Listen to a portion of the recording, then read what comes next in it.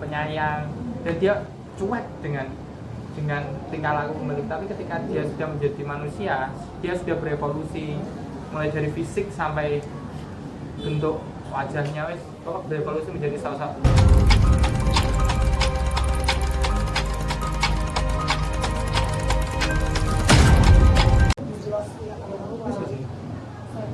Oke. Assalamualaikum warahmatullahi wabarakatuh. Waalaikumsalam warahmatullahi wabarakatuh. Oke, kita kembali lagi di forumnya Aksara, dan mohon maaf kita numpang di dimensi ya. Maaf dimensi. Kemarin tuh rencana mau disekat sini Aksara kan ada komputernya, tapi nggak jadi. Salah juga. Sampai tuku HP sih Mas. Timbangin pikir ini. Jabat, ini rakyat itu nggak ada order. Oke, kita kembali lagi ya. Untuk tema kali ini yaitu kita akan membedah atau menelanjangi bukunya Bulgakov, yaitu manusia berjiwa anjing. Manusia berjiwa anjing ya. Gimana manusia berjiwa anjing? Apakah hanya jiwa manusia yang memiliki jiwa manusia yang berjiwa anjing, atau anjing yang berjiwa manusia? Kan agak gimana gitu ya dari judul buku ini. Judul buku ini ditulis pada masa Lenin, pada masa pemerintahan Uni Soviet pada kala itu, yang sebagai representatif ide berisi tentang seekor anjing jalanan bernama Sheriff yang dipungut oleh seorang dokter untuk diubah wujudnya menjadi seorang sosok manusia primitif melalui proses laboratorium. Untuk lebih jelasnya mungkin bisa dipaparkan oleh teman kita pada kali ini, yaitu Mas Ilham. Moderator dadakan Mas. Ya, terima kasih Bapak moderator ya. Pejabat mau dulu. Iya. Selamat sore teman-teman. Sore Mas Kowin dan teman-teman LPM Dimensi. Terima kasih atas undangannya kemarin yang serba dada juga. Tiba-tiba ditodong sama Mas Kowin untuk membacakan satu buku. Sebenarnya rekodnya tentang HAM, tapi karena saya nggak punya buku atau novel tentang HAM ya, saya bingung. Akhirnya ada buku di meja ini, belum saya baca, belum saya katamkan. Nah, terus saya bilang ke Mas Kowim, "Ike Mas ya, Hanif yang menghubungi Hanif. Ike Mas, yowes Akhirnya saya terpaksa menghatamkan buku ini dalam waktu kurang dari 1 minggu. Dan alhamdulillah saya nggak paham. Ya, teman-teman pernah membaca genre sastra klasik selain dari Rusia? Indonesia, sastra klasik itu eranya Siti Nurbaya.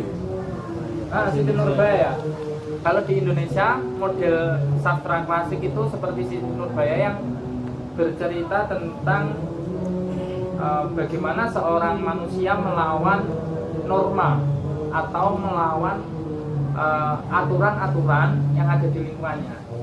Kira-kira kan sifatnya itu masih normatif.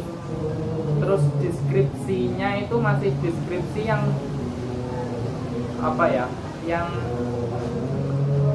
yang hanya memakai deskripsi belum ada istilah anarko. Kalau di Indonesia gitu. Jadi deskripsinya ya deskripsi datar, sedikit melo, mungkin agak romance dan sebagainya. Tapi berbeda ketika teman-teman membaca sastra klasiknya di Eropa. Terutama kalau teman-teman baca dari Rusia ini atau Uni Soviet, teman-teman langsung menemukan bagaimana sebuah sastra klasik itu yang berasal dari deskripsi yang istilahnya bahasanya ya bahasa pasaran, maksudnya bukan selalu harus bagus ya sastra itu. Jadi sastra itu tidak harus bahasanya tidak selalu estetis, tidak selalu indah, terus tidak selalu bagus yang melangit-langit, tidak, tapi justru di Eropa itu sudah memunculkan sastra yang membumi atau mewakili masyarakat yang kecil. Jadi isu utamanya seperti itu. Pertama, teman-teman membaca Heart of Dog itu kalau hanya pertama maksudnya langsung khatam gitu, saya yakin nggak paham. Karena di sini penulis mencoba memasukkan dua karakter tokoh utama yang mempunyai evolusi atau apa ya, ada perubahan karakter yang menggambarkan oh masyarakat ini ternyata seperti ini loh, masyarakat di Rusia ini, atau ini satu individu katakanlah Sheriff ini adalah salah satu individu perubahan dari masyarakat proletar menjadi seorang yang berjuis, katakanlah seperti itu. Karena pada zaman itu memang rezimnya Stalin yang terus ngomong tentang bagaimana proletar itu harus mempunyai kesetaraan, harus diagung-agungkan lah konsep-konsep proletar dan sebagainya. Tapi penulis ingin melihat ingin menunjukkan bahwa orang proletar itu ternyata masih melakukan riset keserakan pongan. Seorang yang berasal dari anjing, dari Sheriff itu adalah seorang anjing jalanan. Tokoh utamanya adalah Sheriff, anjing jalanan. Dia tidak punya tempat tinggal. Dia makan dari sisa-sisa makanan yang ada di tempat sampah. Terus, tapi dia mempunyai kecerdasan. Kalau teman-teman baca George Orwell yang Binatangisme, teman-teman ini sudah tahu mirip di bab 1. Ada 9 bab. Buku ini tipis kayak Binatangisme, cuma ada 9 bab. Nah, di 4 bab pertama itu bercerita tentang seorang sheriff yang masih menjadi sosok anjing. Nah, di situ ditunjukkan bahwa seorang anjing mempunyai nama pertama ya. Maklum ya, anjing mempunyai nama, tapi perbedaannya di sini anjing mempunyai pikiran. Dia mengutuk perilaku manusia. Nah, ini mirip dengan George Orwell yang Binatangisme itu. Di awal-awal kan juga gitu. Jadi si babi juga mengutuk perilaku manusia. Jadi mulai dari cara makan, pakaian dan sebagainya. Napoleon sama siapa itu? Iya. Noble. Ya, mirip seperti itu. Kemudian diceritakan bahwa nasib anjing ini adalah anjingnya sangat malang karena dia mewakili kaum proletar misalkan. Saya istilahkan seperti itu karena memang seolah-olah penulis ingin mengungkapkan bahwa anjing ini adalah anjing proletar gitu, anjing proletar seolah gitu. Jadi ada anjing yang mempunyai strata kualitas tinggi, terus ada anjing yang rendahan, anjing jalanan dan sebagainya. Kemudian anjing ini dipungut oleh seorang dokter atau profesor yang bernama Philip Filipovic. Philip Filipovic ini seorang orang tersohor di daerah Moskow. Dia mempunyai pengaruh kuat karena dia mempunyai relasi yang tinggi dengan petinggi-petinggi di daerah Moskow. Kemudian dia adalah sosok dari orang berjuis. Jadi orang berjuis yang masih mempunyai empati karena dia mau memungut sheriff, katakanlah seperti itu. Empatinya ya di situ. Tapi ternyata si Philip ini atau si dokter ini mempunyai tujuan lain. Dia ingin melakukan eksperimentasi terhadap si anjing dengan pencangkokan beberapa organ tubuhnya diganti dengan organ tubuh manusia. Transplantasi. Nah, istilahnya transplantasi. Jadi ada beberapa organ tubuh penting seperti bagian otak, terus jantung, terus paru-paru, ginjal dan sebagainya itu digantikan dari mayat pemuda yang 4 jam lalu mati. Diceritakan seperti itu. Di 4 bab awal ini ketika teman-teman baca, teman akan melihat bahwa anjing bisa menjadi seorang manusia. dengan jiwanya. Nah, kemudian di 5 bab selanjutnya teman-teman akan melihat anjing yang sudah menjadi manusia itu akan menunjukkan jiwanya sebagai apa. Teman-teman dibuat penasaran seperti itu, seolah-olah ketika seorang anjing ini sudah berjiwa manusia, kemudian setelah berevolusi menjadi seorang manusia, kira-kira dia akan berjiwa seperti apa? Apakah berjiwa anjing atau berjiwa manusia? Masih tetap mempunyai idealisme, karena memang ini seolah-olah kritikan tentang, katakanlah anjing bertemu siapa, dia mengumpat, terus dia mengkritik bahwa tidak ada orang-orang di Moskow tidak ada yang pernah peduli dengan anjing jalanan, kecuali yaitu Philip. Nah, Philip sendiri ternyata itu mempunyai konflik dengan beberapa orang, salah satunya pemilik apartemen, karena memang Philip ini seolah-olah dia mempunyai 8 apartemen, 8 ruangan dalam satu apartemen. Sementara aturan di sana itu mengatakan bahwa satu orang itu hanya boleh maksimal 5 apartemen. Jadi Philip ini orang yang berkuasa. Dengan santainya dia menelpon bahwa dia tidak akan melakukan operasi itu. Jadi orang-orang dia kayak di Indonesia lah, saya menggambarkan di Indonesia kayak gini loh. Sekarang Ahok yang baru keluar dari penjara itu tiba-tiba bisa menjadi menteri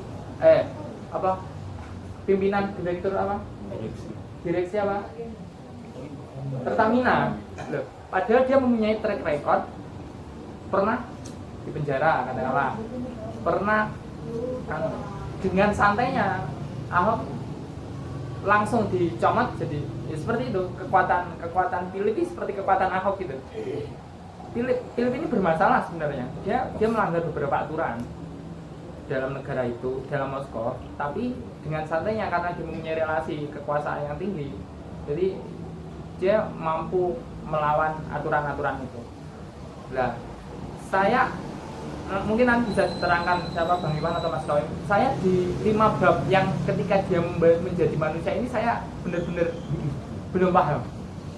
Jadi di sana ada kisah romans, tapi yang sering ditunjukkan itu seolah-olah perilaku, kan namanya Sheriff ketika dia menjadi anjing, terus ketika menjadi manusia dia namanya menjadi Sherikov. Nah, perilakunya itu saya nggak paham Bang, karena yang muncul hanya dialog. Seolah-olah Sherikov selalu menentang Philip kan, iya kan? Seolah-olah kan gitu, dia selalu menentang, padahal dia ketika menjadi anjing itu patuh, dia nggak pernah karena ketika dia menjadi anjing, dia melawan, dia tidak akan dikasih makan, bahkan untuk mencari tempat tinggal pun dia akan sulit memahami. Tapi ketika dia sudah menjadi manusia, tiba-tiba dia berbuat seenaknya, seperti itu, melecehkan pembantunya. Ada banyak perilaku yang berubah drastis ya. Saya membaca berulang kali bab 5 sampai bab 9 bab 5 sampai bab 9 ini masih belum ketemu konfliknya itu sebenarnya antara Philip sama Sherikov atau antara Sherikov dengan orang-orang yang di luar. Soalnya memang hasil penelitian ini seolah-olah menjadi kabar buruk bagi Moskow. Ada sosok manusia yang berasal dari anjing ya. Yes, mungkin seperti itu dulu. Nanti teman-teman bisa ditanyakan kira-kira seperti apa, atau saya sendiri masih masih 2 kali baca, maksudnya 2 kali khatam tapi masih bingung.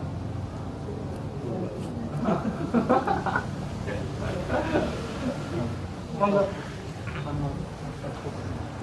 diskusi mengalir aja biar enak. Soalnya di pemaparan sedikit dari Bang Ilham, Bang Ilham mengenai buku ini, mengenai manusia berjiwa anjing, penyayang, dan dia cuek dengan tingkah laku pemilik. Tapi ketika dia sudah menjadi manusia, dia sudah berevolusi mulai dari fisik sampai bentuk wajahnya, berevolusi menjadi sosok manusia. Dia tiba-tiba berubah gitu. Ada perilaku yang lain. Tapi kalau saya berpendapat ini mungkin seakan-akan di bab 5 sampai 9 itu Bulgakov mencoba untuk bagaimana melihat apa ya Bang, mentalitas dari proletar sendiri mungkin. Dalam arti kan ada sisi buas atau hewaniah yang pertama. Kedua ada norma-norma intelektual yang dimiliki manusia. Seakan-akan pola-pola sosial yang negatif yang dilakukan oleh Sarikov itu kan bagaimana dia melawan dirinya sendiri mungkin. Dia kaget dengan tubuh yang sekarang berbentuk manusia seperti Frankenstein karyanya Mary Wollstonecraft kalau nggak salah kan. Si dia itu bingung kenapa ada lian di luar aku yang secara tubuhnya gini, secara proporsional dan lain-lain. Nah mungkin Bulgakov mencoba untuk meninjau komunisme ketika berjaya di Rusia kan juga seenaknya kan, USSR itu, Soviet sendiri. Mereka tidak melihat bahwa apa itu porsi dewan-dewan yang dibuat sentralisasi, setelah itu akumulasi dan berbagai bentuk pola-pola komunisme yang berlaku di Soviet pada saat itu malah berimpact untuk merusak Soviet itu sendiri juga. Kalau pendapat saya seperti itu ketika membaca buku ini. Akhirnya Bulgakov sama seperti Solzhenitsyn. Kalau Solzhenitsyn agak bahasanya apa ya, frontal mungkin. Kalau Bulgakov dan siapa itu yang nulis Dr. Zhivago itu. Nah, ini lebih ke ironi. Bukan Bismarck siapa? Oh, lebih ke ironi ini. Yang nulis Dr. Zhivago itu Bang, siapa? Boris Bertelsmann kalau nggak salah kan dia lebih halus juga kan ketika mengkritik rezim. Mungkin itu. Lihat teman-teman. Sindiran. Ini sindiran. Satir.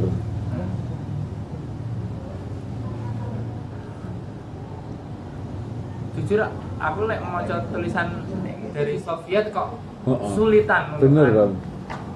Enakan Latin ya Bang ya. Enak Eropa Barat, bukan Enak Eropa loh, Timur. beneran. Jika teman-teman melihat Germinal ya, teman-teman baca Germinal, kadang-kadang Zola. dia juga menceritakan Kemiskinan. kemiskinan, buruh dan sebagainya. Tapi romansnya itu masih kental. Jadi mirip dengan sastra klasiknya Indonesia. Bener. Ada kemiripan. Konflik itu seakan-akan dibuat apa ya Bang? Senyantai mungkin gitu Mas, nggak mencolok. Tapi kalau di sini ini sebenarnya dikritik kan rezim, mengkritik sebuah kekuatan besar di Moskow ya. Sebenarnya ini apa ya, representasi dari Moskow sendiri karena sebagai pusat pemerintahan Soviet. Kemudian yang diwakili oleh seorang anjing yang berevolusi menjadi manusia. Nah, Dr. Philip sendiri di akhir itu dia depresi. Dia karena konfliknya dengan Sarikov yang terus apa ya, seolah-olah itu anarko, banal dan sebagainya. Dia itu mengatakan sampai apa ya? Aku stres. Aku menyesal telah aku menyesal telah membuat eksperimen ini. Karena dia berharap kan menjadi manusia yang penurut kayak pas jadi anjing. Patuh. Dia berharap dia bisa cerdas kan, Sarikov ini. Dia cerdas. Dia dalam waktu diceritakan dia pertama kali ngomongin dengan apa? Dia ketika menjadi anjing sudah terbiasa membaca ya, kayak toko ikan, toko daging dan sebagainya. Jadi dalam waktu 4 minggu setelah operasi dia sudah mulai mengeluarkan kata-kata. Dia cepat, evolusinya cepat, terhitung cepat. Karena dia cerdas, anjing cerdas. Toko ikan, toko daging, terus toko berwarna biru, warna dia juga pandai mengidentifikasi warna dan sebagainya. Akhirnya sampai dia berubah menjadi seorang manusia yang utuh dan manusia yang cerdas, berdiplomasi, ngomong. Sampai akhirnya si Philip sendiri sulit membuat keputusan mau melanjutkan eksperimen ini apa enggak. Tapi apakah mungkin itu juga sebagai simbolitas ya Bang Yu? Dalam artian komunisme itu kan juga trial and error kan, uji coba yang selalu dipraktikkan tapi di lain sisi dia berimpact, entah genosida, kekacauan dan lain-lain. Misal di Indonesia sendiri kan juga seperti itu. Seakan-akan ketika Gorbachev runtuh kan akhir dari riset yang dilakukan oleh orang-orang Rusia untuk menanamkan komunisme kan. Menurut Bang Iwan gimana? Iya, menurut Apanya nih? Bukunya atau? ya kita kontekstual dari Ya ketika efek setelah Bolshevik menang itu kan emang banyak sekali orang-orang yang kecewa ya, terutama sastrawan, orang-orang yang sastrawan terus filsuf, Seniman. tentu anarko banyak lagi malah. Bener, Lukman, Kecewa. DLL. Karena ketika mereka sama-sama berjuang untuk peruntukan SAR itu kan mereka emang berekspektasi atau Berkhianati. untuk Iya. dunia yang benar-benar sama. Tapi kan ketika ternyata menang, nah itu kan akhirnya komunisme menunjukkan wajah aslinya. Yang juga ya Otoritarian. rezim juga gitu ya, otoriter dan lain-lain. Jadi keadilan itu sama aja nggak akan tercipta juga karena kan ada kelompok-kelompok yang punya hak istimewa. Nah itu akhirnya banyak memantik orang-orang ini yang memang cerdas mengkritik dengan latar belakang keahlian mereka yang penulis ya nulis, terus yang dulunya di jalanan itu berbaku hantam, dan kebanyakan memang satir sih itu mas. Iya, ironi ya. Iya, ironi ya. Kalau terang-terangan kan mungkin ya paling kalau Stalin kan memang pembunuh berdarah dingin. Iya. Jadi ya dengan gaya seperti itu. Tapi sekilas emang aku nangkapnya ya seperti itu. Jadi emang semacam mengejek. Satir. Tapi kan yang jelas kayak kalau kita meninjau secara historis kan orang-orang kayak Gorky itu kan juga menempatkan tempat ketika itu. Dalam arti kan pola sastra Soviet sendiri juga memang tidak bias sensor, tapi di lain sisi sensor sendiri itu juga dipermainkan oleh sastrawan tertentu kan. Iya. Keniscayaan. Makanya ketika kita membahas sastra Rusia era itu ya kita nggak bisa penulis itu sudah mati ya, harus tahu penulis itu siapa. Iya. Di Aku belakang pun dia baca seperti latar apa. belakang Ya, iya. Bulgakov. itu ini baru. Dia kan nama yang minor ya, Mas. Bener. Asing mungkin di kesusastraan. Minor. Soalnya pertama karyanya ini karya klasik, Bener. genrenya. Jadi ditulis di tahun 19 berapa ya? 26.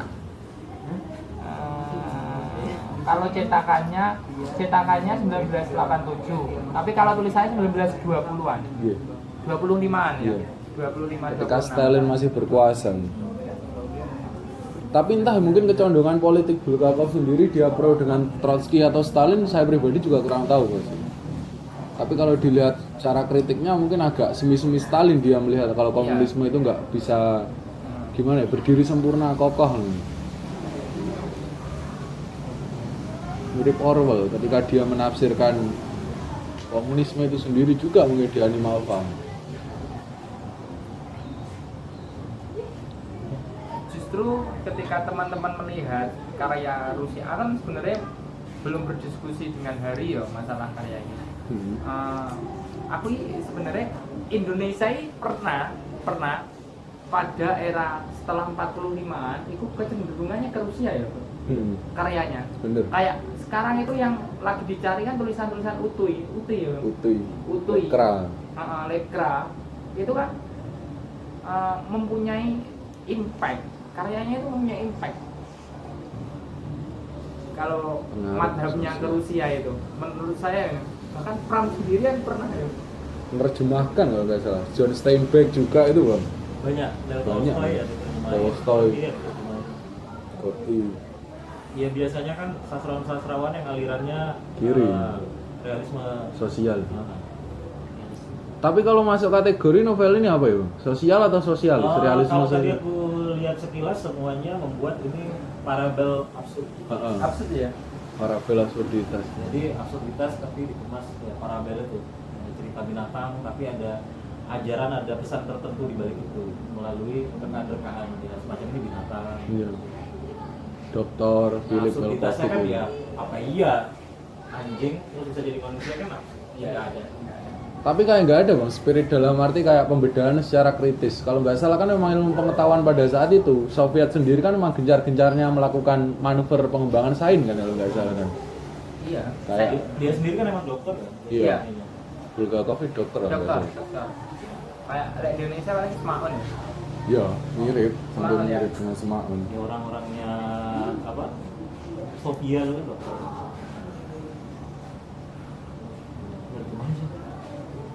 Nurul Hanafi kan? Bukan ya? Hanafi. Kakak tua yang Nurul Hanafi. Kakak tua. Bukan kan? Afris Irwan. Hafiz Ya Irwan. kadang kita nggak ngerti ya karena penerjemahannya.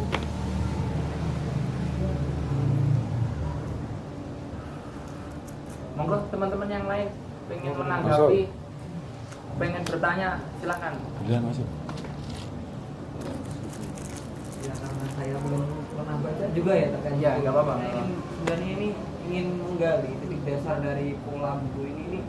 Buku ini hanya sekedar mengkritik era Soviet saat itu, lalu memang benar-benar menolak segala akar yang selanjutnya membangun Uni Soviet, atau Maksudnya? malah sebenarnya dia itu mengagung-agungkan komunisme dengan konsep awal yang selanjutnya mampu membangun Uni Soviet hingga saat itu sebenarnya seperti apa? Dalam artian tuh dia menolak, memang benar-benar menolak akar-akar Soviet, atau dia itu menolak konsep berjalannya suatu kenegaraan yang ada di Soviet saat itu. Pasca revolusi dan penggulingan SAR pada saat itu. Yang jelas. Menurut saya itu seperti ini. Jadi ibaratnya teman-teman kalau di Indonesia itu, saya menganalogikan di Indonesia ya, sastra di Indonesia. Jadi teman-teman ketika membaca periodisasi sastra era 65 sebelum 65 itu teman-teman akan melihat bagaimana angkatan Lekra atau kelompok Lekra itu selalu mengkritik habis-habisan Soekarno. Orlam. Saya melihatnya seperti itu. Jadi kemapanan rezim Orde Lama, meskipun Orde Lama pada saat itu belum ada, istilah Orde Lama itu belum ada. Istilah Orde itu diciptakan pasca Soeharto naik. Jadi kemapanan rezim Soekarno itu dianggap belum bisa mencapai kemerdekaan yang totaliter, yang dikatakan Aidit katakanlah seperti itu. Iya. Jadi Aidit kan selalu ngomong merdeka itu harus seperti ini, seperti ini di Madilonya itu. Nah, teman-teman Lekra itu karya-karyanya itu selalu apa ya, mengkritik habis-habisan bagaimana rezim itu melakukan kebijakan, katakanlah seperti itu. Mulai dari kebijakan ya, yang kedua sistem demokrasi Pancasila terlalu absurd, katakanlah seperti itu ya. Karena yang praktiknya itu kan demokrasi totaliter, bukan Republik. Bukan, apa praktiknya itu demokrasi terpimpin, demokrasi Sentral, terpimpin, bukan tersentral. demokrasi Pancasila. Katakanlah seperti itu. Jadi demokrasi itu masih istilah yang dijadikan Perebutan. makna, mulai makna, kemudian Fungsi sampai ke praktik. realisasi. Praktik dari demokrasi sendiri masih cacat. Dan Akhirnya itu- pun Heeh. juga seakan-akan komunisme juga seperti itu. Ketika siapa itu Lenin sama Trotsky dia sudah unjuk gigi di pemerintahan Soviet pasca Bolshevik Revolusi 1917 sih kan simpang siur. Iya. Lenin dengan getol menafsirkan penafsiran dari Kautsky, dari Iya, tokoh-tokoh iya. neo-Marxian ala Engels. Tapi Trotsky sendiri menyimpang. Dia melihat bahwa komunisme itu kan harus dijalankan memang dari akarnya paling Iya. bawah, tidak dari atas, tidak menciptakan dewan, Iya. tidak menguasai radio dan lain-lain mungkin di buku-bukunya Trotsky. Nah, di sini sendiri Bang. ada dua paradigma itu mau. Jadi ada paradigma yang pertama itu kalau doktornya itu menurut saya Trotsky ya. Bener, kalau penggambaran mirip Trotsky. Dia suka Dokternya, riset, dia kecenderungannya di Trotsky. Kemudian ada teman-temannya dokter itu yang dia juga sesama profesi sebagai dokter juga dia sebagai Stalin. Jadi ada perdebatan ketika sudah melakukan eksperimen bahwa setelah seperti ini dia tidak akan bisa patuh lagi. Ini kesalahan. Sampai akhirnya si Philip ini stres, depresi lah. Dan menyalahkan diri. tapi endingnya kalau nggak salah si Sarikov itu kembali menjadi anjing mas ya. Iya. Dinisbatkan seolah-olah diibaratkan Kekal kemiskinan proletari dalam arti sebuah keniscayaan. Seolah-olah orang-orang yang ingin menjadi berjuis itu nggak akan bisa. Nggak akan bisa. Iya mungkin. Dengan dengan itu evolusi, bahkan dengan evolusi sains pun nggak akan bisa. Lebih kritik nang apa ya, utopia yang digambarkan oleh Marx mungkin, gertakan yang dilakukan oleh Marx tentang realisme apa itu cita-cita sosialisme Di sini itu. kan beberapa kali menyebut Marx juga. Heeh. Kalau di Sarikov itu menyebut Marx. dia yang Tulungagung juga sosialis. Oh iya. Ada Maktubin gitu. Oh, Marx mungkin. Nah, itu. Sosialis ya. Aku kalau di Indonesia bisa apa ya, bisa mengibaratkan ini bukunya siapa ya, mungkin bukunya siapa ya yang mirip Larung, Tidak akan benar. bukan. itu bukan manusia kok, apa ya yang Fabel. soalnya absurd itu mau loh yang sulit. Oh anu Eka. Eka ya, Mirip monyet. Eka. Iya, Monyet. masih sedarah yang monyet. Oh, Novel O. meh mirip. Mirip. Eka itu senangannya nerjemahannya. Yang kemarin nerjemahan bukunya Gorky kalau nggak salah, Bang. Yang si tukang unar itu. Isi apa cerpen, kumpulan cerpen. Monggo yang lain menanggapi yang dari Aksara. Ada beberapa mungkin ini apa ya, kita perlu memasukkan beberapa ini yang membuat saya itu ketika menulis ini memasukkan banyak data ya, kayak Pram ya. Jadi di sini di bab 5 itu dengan detail, karena mungkin si penulis memang dokter ya, dia berhasil mendeskripsikan bahwa bagaimana perubahan evolusi Syarif ke Sarikov.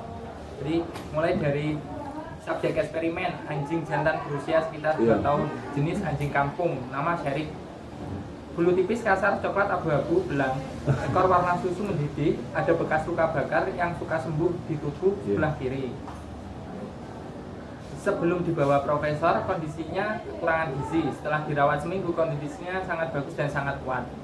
Berat 8 kilo, hati, paru-paru, 23 Desember, pukul 8.15 malam, operasi pertama. Nah, deskripsi seperti ini menurut saya sangat gamblang ya. Jadi jujur saya suka novel-novel yang ada deskripsi yang berupa data. Karena saya sebagai pembaca itu mudah memahami deskripsi itu. Mungkin neng Indonesia ya Pram itu kan datanya banyak. Dia dalam Muhyiddin juga. Muhyiddin itu dia selalu menggunakan data dalam deskripsinya. Jadi enak kita memahami sebuah buku kalau deskripsinya itu detail, enak. Bukan kok dalam artian detail itu harus panjang, enggak. Tapi detail itu karena memang ada data konkret yang bisa menggambarkan, yang bisa kita gambarkan dalam imajinasi kita. Kira-kira seperti itu. Sampai perubahan tanggal 1 Desember seperti itu. Jadi ada waktu yang terus meskipun alurnya terkesan biasa ya, landai, alurnya landai, tidak ada konflik, tapi nggak apa-apa. Satu bab untuk menerangkan ini menurut saya ya tidak mengecewakan, karena evolusi perubahan ini menjadi perubahan tadi di bab 5 ini yang menjadi perubahan atau beralihnya pandangan dari yang pertama menjadi anjing, yang kedua menjadi manusia. Jadi pandangannya ketika dia menjadi seekor anjing dan ketika dia menjadi seorang manusia itu berbeda. Jadi bab 5 ini sebagai batas. Tapi memang juga dari frame sains mungkin agak mendobrak kemapanan sains sendiri juga ketika kita menelisik ulang bagaimana otoritas jiwa di dalam transplantasi itu. Saya agak ingatin novelnya siapa ya Mas Il? Itu diceritakan ketika manusia mati ada 21 gram di dalam miligram atau gram di dalam tubuhnya yang lepas dari berat badan asli. Seakan-akan jiwa ya botnya 21 gram. Ketika aku membaca buku ini apa ya ngono, perubahan-perubahan tertentu yang mungkin itu analogi dari revolusi Rusia sendiri loh ya. Dari itu pencangkokan, transplantasi, seakan-akan kayak dipaksakan kan Bolshevik itu melakukan kudeta besar-besaran tahun 1917-1918 itu. Dengan pola-pola kekerasan ya Mas Bang Yo. Iya, karena memang demonstrasi. Memang prematur. Makanya kan di Rusia sebelum revolusi kan ada dua kubu kan. Ada Iya. kubu Bolshevik, ada kubu Menshevik. Melsevik. Kalau Bolshevik memang dia ya ini momentumnya kita hajar aja. Nah, kalau Melsevik kan tunggu kan SDM-nya belum siap. Reaksioner kan. Intinya kan yang berkuasa tetap orang-orang yang punya kepentingan yang ngakali gitu. Memang kemiripan ini hampir sama Animal Farm tadi mungkin kalau kita benturkan dengan paradigma yang dibuat Orwell. Kayak ada tokoh Napoleon seperti penggambaran dari Stalin itu sendiri, Snowball Trotsky, terus si babi tua itu siapa? Marx kalau bukan Lenin mungkin gambarnya di Animal Farm. Binatamisme. Mbak Mahbub Junaidi ya gitu yang lama. Wah, Samsul mau warung yang Mbak Mahbub Junaidi. Dilaknat ya. Kalau apakah dari kesimpulan-kesimpulan ini seperti yang telah dijelaskan oleh Mas Paul tadi bisa kita ambil kesimpulan bahwasannya apa namanya revolusi yang dilakukan oleh Bolshevik ini adalah suatu kegagalan karena ini adalah suatu mungkin bisa dikatakan kalau buah karbitan. Prematur mila bahasanya Bang Iwan tadi. Dan akhirnya itu tidak bisa melanggengkan suatu kekayaan dalam artian kekayaan intelektual dan kekayaan ini jalannya suatu negara bukan terkait kekuasaan tapi terkait secara praksis Betul. ideologi yang tertanam. Apakah yang dimaksudkan seperti itu? Mungkin iya Mas Il. Karena kan analoginya ketika siapa itu si Sarik menjadi Sarikov. Kalau sedangkan pemahaman saya imbuhan Kov itu untuk mengidentifikasi manusia kayak apa ya? Misalnya Kovim Kov misal itu menisbatkan kalau saya ini manusia. Ya iya dia chaos ketika dia melakukan pelecehan, melakukan kekerasan, melakukan bahkan frontal untuk mengkritik si dokter yang sudah melahirkannya seakan-akan. Ibarat Tuhan nih kok kecewa harus nyiptakan menungso kan seakan-akan manusia jatuhnya akan mengkritik yang menciptakannya sendiri seakan-akan. Itu sudah kalau pemahaman saya Mas kalau perihal novel ini. Karena sejauh revolusi itu berjalan kan pasti menumbalkan sesuatu. Mbok insureksi apa lek muni? Revolusi memiliki anak kandung apa? Yo, insureksi ya toh. Biasanya ngono kuwi. Anak kandung revolusi gitu. Seakan-akan ngono. Anarko Big Man ini lahir di tahun-tahun ini Mas ya. Bang Yu. Iya. Iya. Big Man Iya. dan lain-lain.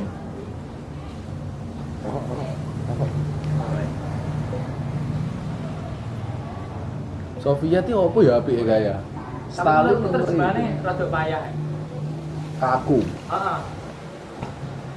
Kalau dari konteks tulisan ya, maksudnya dari teksnya, saya memahami itu kesulitan. Saya membaca 2 kali bab yang saya sulitan ini bab 5 sampai bab 9. Sulit karena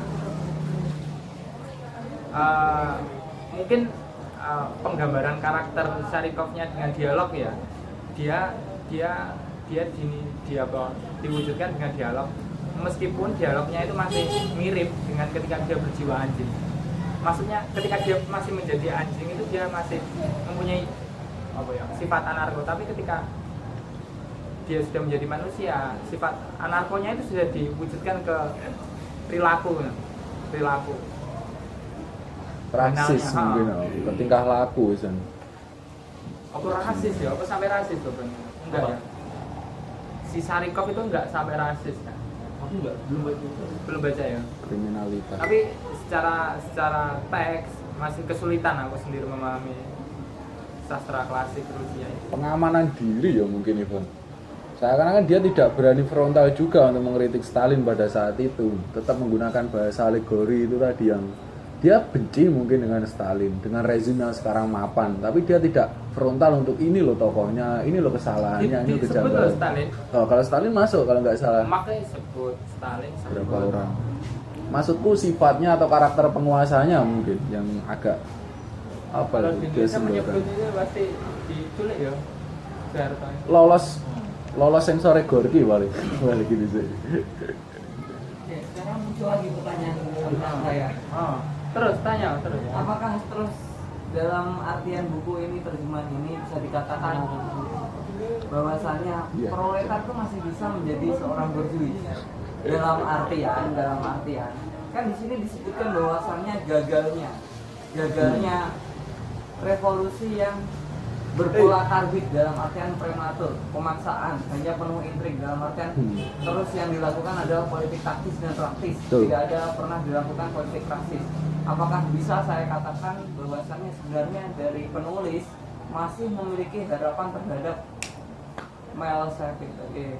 Bolshevik. Bolshevik kalau nggak salah minoritas ya Bang Yu. Minor. Minor kalau Bolshevik Iya, yang Trotsky mayor. itu. Trotsky itu partai minor. Soalnya Bolshevik. dia mainnya riset. Intelek Gimana ya. ini menurut kawan-kawan? Cita-cita sosialisme. Terkait kalau di sana kan sudah jelas bahwasannya adalah negara sosialis yang memiliki akar pembangunan sosialis. Kalau dia terus mengkritik sosialis berarti dia lebih ke arah liberatif dalam artian Kebebasan. nah Bisa. sedangkan apa lingkungan kehidupannya sendiri pun adalah lingkungan sosialis, tidak mungkin lalu dia melakukan pemberontakan terhadap pemikiran utama yang selanjutnya Harus utama. membangun pola pikirnya agar mengkritik tentang pemerintahan Belum banyak. pada masa saat itu melalui novel yang ditulis ini kan sungguh nggak logis gitu loh kalau kita Ini menurutku ketika sosialis berkuasa itu juga menjadi kapitalis. Betul. Seakan-akan berjiwa itu ngono Mas. Anu apa itu jadi Mas Bagus. Dia menggambarkan wis tok intine sosialisme jadi otoritarianisme, diktator proletar dan lain-lain kan sifatnya menjatuhkan. Ya wis apa yang menumbalkan kemanusiaan, sentralisasi itu jatuhnya nggak ada sesuatu yang benar-benar sosialis. iya makanya tadi saya bicara bahwasannya dalam benak saya ini masih penuh pertanyaan sedangkan akar yang membangun Soviet sendiri adalah sosialisme. Iya. Benar. Tapi di situ dia mengkritik. Nah, apakah dengan kritikannya yang berakhir dengan wujud buku novel ini tadi, dia masih berharap dengan pola sosialis yang praksis dalam artian secara ideologis, tidak hanya bermain tentang politik praktis dan taktis yang selanjutnya berakhir dengan terwujudnya karena ada apa teknologi baru dia mengumpamakan bahwasannya anjing itu bisa jadi manusia dengan sedikit operasi lah. Apakah seperti itu atau ini saya Iya, nggak apa-apa. gambling? Anu, aku pun dari dulu ketika berbicara sosialis ya, ketika kita membahas sosialis, kita membahas kapitalis itu seolah cita-cita sosialis itu cuma utopis. Nggak pernah bisa. Bisa ini di dunia ini negara mana yang sudah berhasil menciptakan sosialisme? Anu itu, siapa itu? Fidel Castro itu. Kuba. Tapi jatuhnya juga otoritarian kalau nggak salah Kuba sendiri. Ya di zaman sekarang kan ketika kamu mau berusaha untuk memurnikan gerakanmu sendiri kan selalu ada gangguan dari luar. Bener. Puritanisme loh. Ya umpamanya dia pengen sosialis ya, Iya. total mandiri. Nah tapi kan ada orang-orang yang akan menggerogoti ini terus. Bener. Yobo-obo, ya Amerika contohnya kalau Kuba. Iya.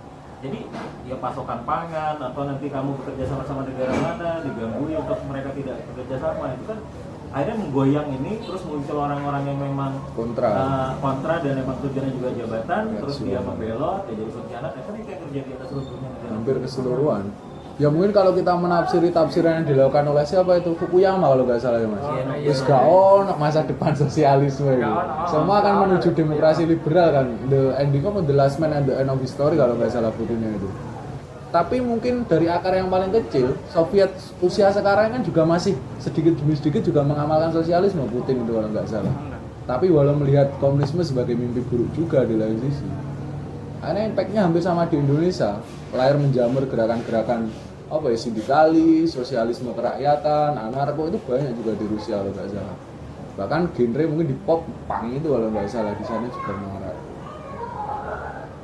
Mas Ilham kuciwa apa lah ya sosialisme ini? Ya, itu sebagai sebuah menurutku ya instrumen sosialis itu bagus sebuah instrumen pemikiran. Jadi bagaimana kita praktik sosialisme itu sebagai sebuah pijakan awal untuk melihat sisi kemanusiaan itu bagus. Menurut saya ya, karena saya belajar sosialisme sebelum belajar HAM. Mungkin seperti itu. Saya mengenal sosialisme dulu baru mengenal HAM. Iku podo Mas. Nah, itu malah jatuhnya di analogi yang dibuat siapa itu? Bulgakov mas, mas bagus. Ilmu pengetahuan belum menemukan metode untuk mengubah binatang menjadi manusia. Ini premis pertama untuk mengkritik bentukan revolusi yang mungkin bisa dilaksanakan. Aku sudah mencobanya, tapi seperti yang kalian lihat, itu tidak berhasil. Dia bisa bicara untuk sementara waktu, gitu. Kemudian dia mulai kembali pada kondisi aslinya, atavisme. Seakan-akan tidak kuciwo tapi belum, tanda kutip dia menggunakan premis belum. Mungkin entah dengan pola pendidikan, pola sosial yang lebih sosialis, kita bisa mempraktikkan teori nyamak mungkin. Tidak secara kenegaraan, tapi lebih ke arah akar rumput mungkin ya. Dari yang mendasar, hal kecil. Soalnya kalau dari penolakan saya itu, saya mengambil kesimpulan bahwasannya itu adalah penolakan saya karena ini, tadi kan dianalogikan bahwasannya itu si anjing itu sangat cerdas. Betul. Karena apa? Karena apa? Sebelumnya dia itu sudah diajak keliling-keliling. Ketika dari anjing itu, ketika dia jadi anjing itu dia sudah bisa melihat toko-toko. Situ dia sudah mulai bisa membaca. Bahkan 2 minggu setelahnya dia sudah bisa berbicara terkait toko-toko itu tadi kan digambarkan seperti itu. Akan tetapi secara psikologi si anjing kan sudah terbiasa ditindas. Dalam artian kenapa dia merasa ditindas? Karena dia berjalan di bawah si ini tadi, si apa? Si Philip. Ketika di jalan-jalan tadi, akhirnya secara tidak langsung tuh bisa boleh saya katakan, kalau boleh saya katakan dia sudah memiliki sentimen ketika jadi anjing. Karena apa? Dia merasa ditindas, akhirnya ketika dia memiliki senjata untuk Berbalik melawan. dalam artian ketika dia sudah dirubah menjadi manusia, dia juga ingin merasakan bagaimana sih rasanya menindas. Soalnya itu menyumpahi, bener bang. Kata awalnya si Sari kan maido, uripnya maido, gerutu ngono. Jadi ngono kayak rumah saku loh, ketika kita melakukan Bener. perumpamaan itu kan seperti itu tuh. Kayaknya ngono sih. Ada semi mirip, mungkin pemaknaan yang seperti itu juga tepat menurutku. Alah dapure sapa sing apa pas cilik dikongkoni bareng gede ora sing ngomong. Nah, otomatis ngono. Lek hukum behavior tingkah laku loh mungkin. Bisa lah ngajarin ngaplokan ya, tapi ngaploknya adik-adik ya biasa. Ini. Apa lek cah itu ora gitu. Yang bunyi.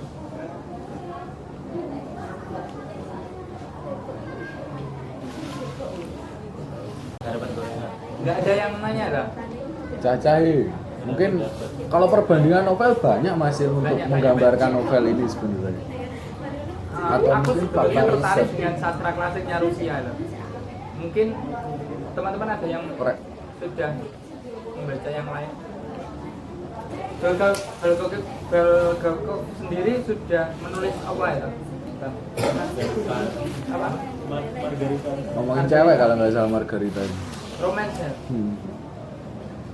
Tapi memang ada beberapa kecondongan yang amat berbeda ya bang, dengan Dostoyevsky, dengan siapa Turgenev dan lain-lain. Bulgakov ini luwih politis menurutku menulis ini. Nggak kayak Dostoyevsky yang psikis, menjerumus ke tingkah sosial yang agak abnormal dan lain-lain. Luwih ke psikologi kan kalau Dostoyevsky. Turgenev ke romansa kalau nggak salah, Federenson itu. Nah, Federenson ini sama mojo. Ya, sastra Rusia. Kayak mirip sebenarnya Turgenev.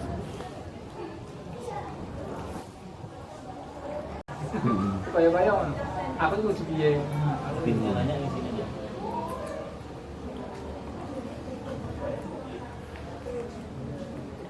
Lah representasi ini di Indonesia ya apa ya?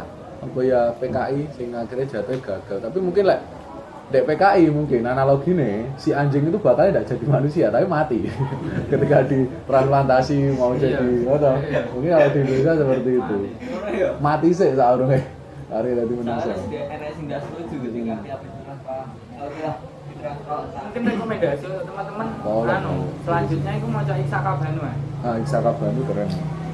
Isaka Banu. Apa itu?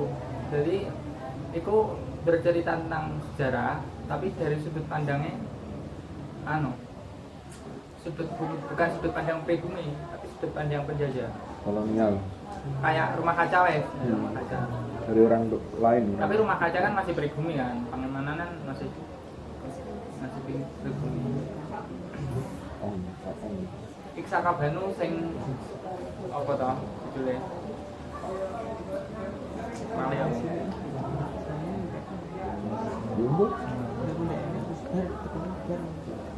kembali kepada manusia. Undang-undang komunisme malah udah sepakat sih ketika Semua untuk India.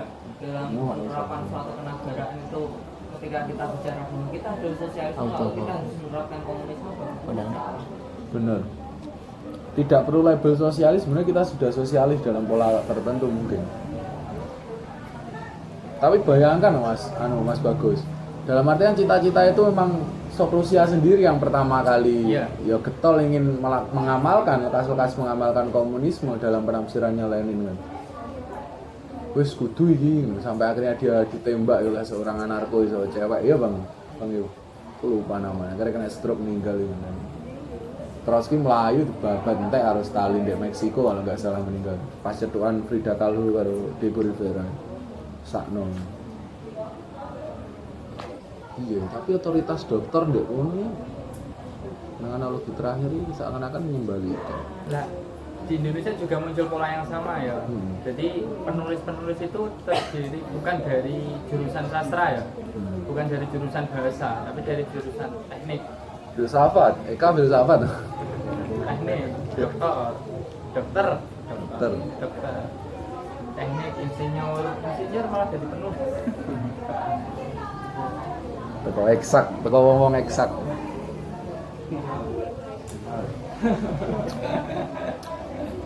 Mas Sauke, Bahasa Indonesia. pindah. sejak Pushkin ini abad 18 ya Bang? Pushkin yang pangeran kapten siapa ya terjemahnya Mbah Susilo itu. Tapi sebelumnya jauh sudah ada kayak Lermontov itu kalau nggak salah kayak Lermontov itu pahlawan zaman kita. Kan masih kental unsur mitos kan, mitos budaya-budaya apa ya, planet-planet Rusia loh Bang. Ya sama dengan kita kan. Sama Sama dengan ya? Indonesia Ada mirip. hidung, ada macam-macam, ada serat. Kan kayak heroisme yang diangkat di revolusi Bolshevik kalau nggak salah juga tidak meninggalkan mitos. Dia mencari heroisme baru. Berarti realisme mistis. Magis. Realisme magis. Semi magis. Realisme magis. Gagasan ya Mas. Kayak sapa ya? Sing kowental nggawa mitos gitu. Eka lah. Kalau kita kan Eka Eka. mungkin. Kalau di Rusia ini ada. Eka sing lelaki harimau ya. Tapi memang mirip kok kabeh. Cantik itu luka iya. Selalu syarat dengan itu. Semi-semi gabung barang model penulisan Arabi. Tapi kita menolak kan tulisan-tulisan enggak. Kita press belum inti. Realisme magis ditolak. Enggak. Mungkin dari teman-teman bila ada tanggapan mungkin monggo atau gimana BU Kok saya sak jam loh. Sebelahnya. Anak hati kiri Sarikov jadi Sarik.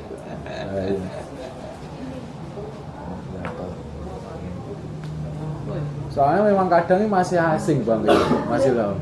Novel-novel kayak gini yang sifatnya itu malah berbobot, saya kira malah kurang. Teman-teman mahasiswa kurang mengeja mungkin. Malah ya kalah harus bersah, tidak malah. Ada madhab Gamet. Ada Gramet, Terel Nglie. Madhab Gamet. Sensor. Keren, penerbitnya kakak tua. Dia indie ya Bang ya. Kemarin nerbitin Mark Twain sama apa itu fabelnya Aesop kalau nggak salah, saya juga ada sama Nasruddin Umar ya. Kakak tua.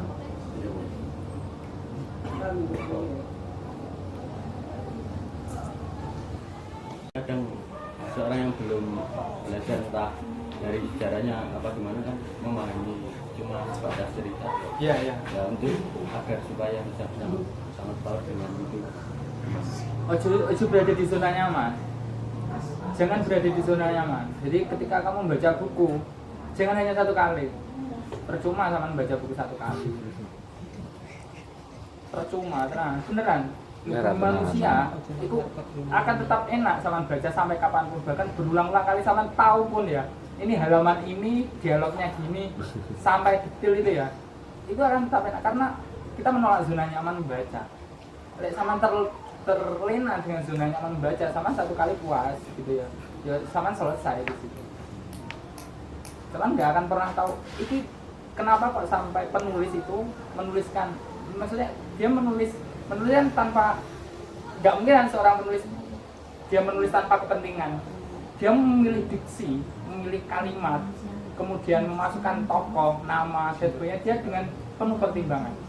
Nah, pasti ada kontekstualisasi pada zamannya. Pasti ada istilahnya asbabul nuzul kalau bahasa orang EAT itu. Sebagai urut Jadi kenapa kok sampai alasan turun. kalimat ini berbunyi seperti ini, seperti itu. Jangan mempercayai. Tiba-tiba kamu mempercayai, oh ternyata Bulgakov itu tulisannya gini. Yo, belum tentu loh. Tulisannya kaku sekaku terjemahnya. Kalau teman-teman bisa bahasa Rusia kan, ini kaku, beneran terjemahnya kaku. Menurut pemahaman saya, ini terjemahnya masih kaku. Soalnya deskripsinya hanya pendek-pendek pertama. Yang kedua, narasi yang digambarkan hanya plot dan narasi yang digambarkan hanya beberapa latar gitu. Kadang-kadang di ruang lab, di dalam rumah, di dapur, di jalan, cuma gitu tok. Nggak sedetail teman-teman yang baca kriminal misalkan. Zola. Itu teman-teman lebih ada sedikit deskripsi yang Panjang. minimal komunitas pers mahasiswa FTIK. Yes, mulai mas. Ini bisa kok mulai dari Penyayang, dan dia cuek dengan tingkah laku pemilik. Tapi ketika dia sudah menjadi manusia, dia sudah berevolusi mulai dari fisik sampai bentuk wajahnya, wes kok berevolusi menjadi sosok manusia. Dia tiba-tiba berubah gitu. Ada perilaku yang lain. Tapi kalau saya berpendapat mungkin seakan-akan di bab 5 sampai 9 itu Bulgakov mencoba untuk bagaimana melihat apa ya Bang, mentalitas dari proletar sendiri mungkin. Dalam arti kan ada sisi buas atau hewaniah yang pertama. Kedua ada norma-norma intelektual yang dimiliki manusia. Seakan-akan pola-pola sosial yang negatif yang dilakukan oleh Sarikov itu kan bagaimana dia melawan dirinya sendiri mungkin. Dia kaget dengan tubuh yang sekarang. Desa berapa? Jam 5. Oke, karena waktu mungkin sudah memakan waktu yang lama.